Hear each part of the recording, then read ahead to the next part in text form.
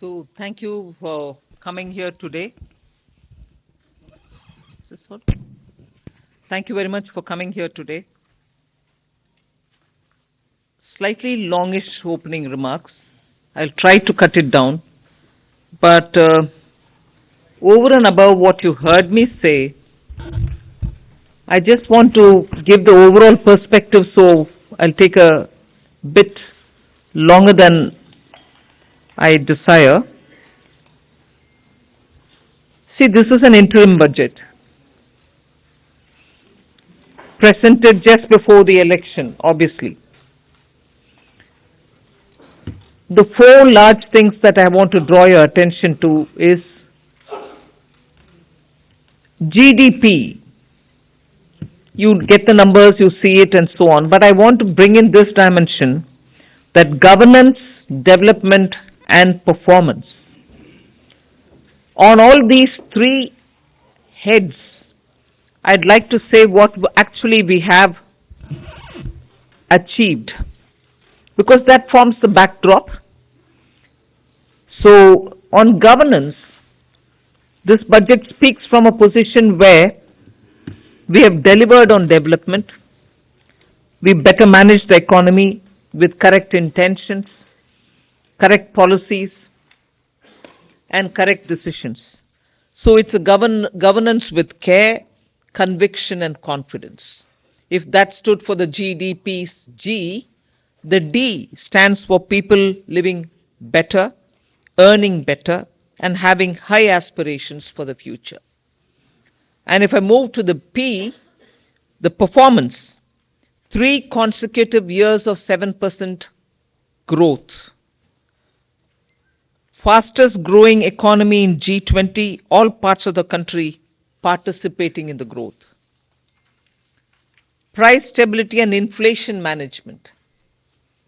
Handling the health and economic fallout of COVID.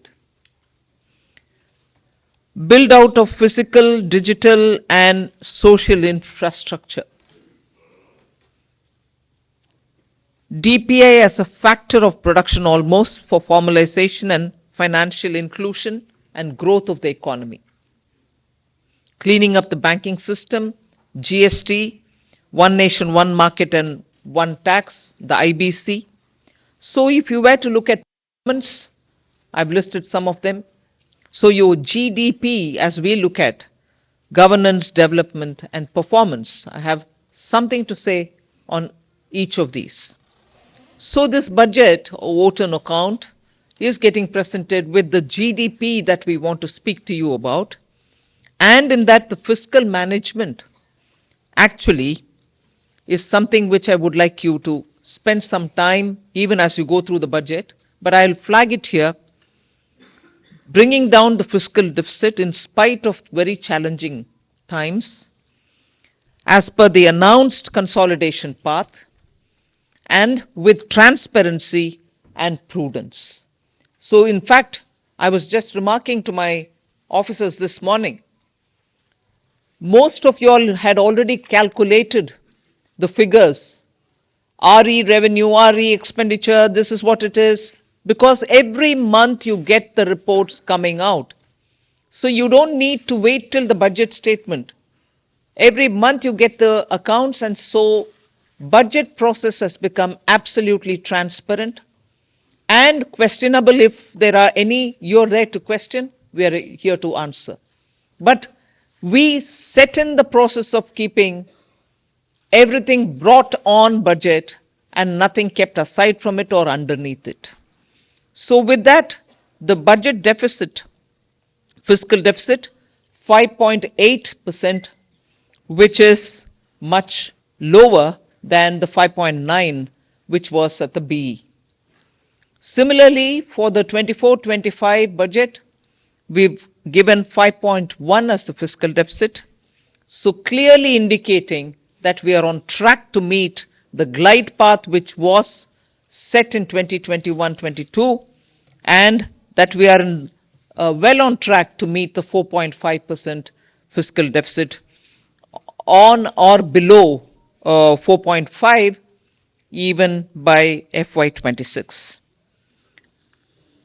if this is the background with which I'm talking and the presentation of the budget happened, I want to very clearly put some things under the heading, if you want to call it that, Disha Nirdeshak Baatein.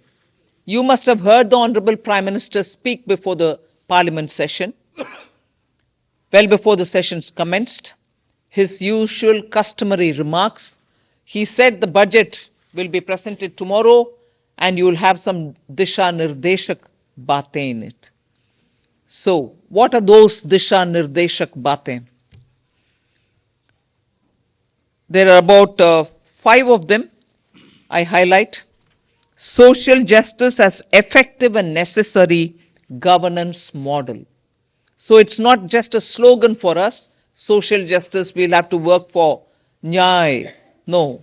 We've shown you that it is a governance model and a successful one at that. So social justice as an effective and governance, necessarily a governance model. Then 4 major caste groups, as we call it, as Prime Minister has emphasized, the poor, the women, the youth, and the Annadata. So, Disha Nirdeshak Baatein, you have the second point. Third, focus on infrastructure. This year again, massive increases of capex happened in the last 4 years. This year too, there is 11% increase, resulting in a very recallable number, 11,11,111 crores. So continuing the trend of the last 4 years, where capital expenditure has been the route, one for revival earlier from COVID, and now for sustained growth towards Amritkal, towards the Vikasit Bharat goal. Fourth is the using of technology as a huge opportunity. DPI as almost a new factor of production. So it is actually bringing in the value addition to the economy. It is facilitating every sector to bring in the value addition which is so required and improves on our productivity. And the last Disha Nirdeshak Baatein is high-powered committee for extensive consideration of challenges arising from population growth and demographic challenges. So if these are Disha Nirdeshak Baatein, what were the major announcements? I'll recall very quickly 12 of them. I'm not spending any time except for reading out what those 12 are. 2 crore more homes under the PM Awas Yojana. We already completed nearly the 3 crore. Housing for middle class. Rooftop solar for at least 300 units of power generation every month, which will be Muft Bijli for the households. There will be some assistance and some kind of a funding which will be extended. So you're generating renewable energy, providing the renewable energy generators the free they would want to use, and over and above that, the surplus that they produce can be used for selling and earning money out of it. Enhancement of target for Lakpati Didi from 2 crore women to 3 crore women. Preparing and empowering the MSMEs to grow and compete globally. Aligning regulatory environment for them. The sixth is making sure that the eastern region, and when I say eastern region, I'm not talking about northeast. Northeast will get the attention that they've been getting all the while. They will still continue to get it, and they will be on the top of our priority. But when I say the eastern region, I'm talking about Bihar, Jharkhand, Chhattisgarh and Orissa, making sure that they will become the engines of growth for the new Amritkal India that we are trying to use as a bridge towards leading to towards Vikasit Bharat 2047. And Eastern India, I've missed out on West Bengal, please add it. Bihar, Jharkhand, Orissa, Chhattisgarh and West Bengal. Next generation reforms will be carried on, building consensus with states and stakeholders for reform, perform, transform. Three major corridors, which are programs for railways, for logistics efficiency, and they have been explained. The important point that I want to highlight there is to make sure for Vikasit Bharat, you just don't need to build for better passenger convenience, you need to build for better passenger convenience. You need to give them safety. You need to shorten the traveling time for them. So one of the corridor is going to give emphasis for high density routes where passengers traffic is very high. We need to bring efficiencies and better safety in those areas. But for Vikasit Bharat, passengers need to move as they wish. But equally, materials, raw materials, building goods, cement, rare earths, minerals, we need them to move efficiently as well. So the corridor will take care of that as well. So the synergy between movement of people and movement of goods is what is being highlighted in the three corridors that we're talking about. Ninth announcement, that is urbanization, looking at metro and Namo Bharat. One of the railway related things which I missed out on telling you, 40,000 bogies are going to be improved in the standards with which they can be effective rolling stock and also give the convenience in the passenger experience inside the bogies as well. So 40,000 coaches are going to be brought up to the level of Vande Bharat standards. Metro and Namo Bharat I did mention, so that urban transformation through transit-oriented development can happen. The 10th announcement which I draw your attention to is 1 lakh crore corpus for research and innovation by private sector.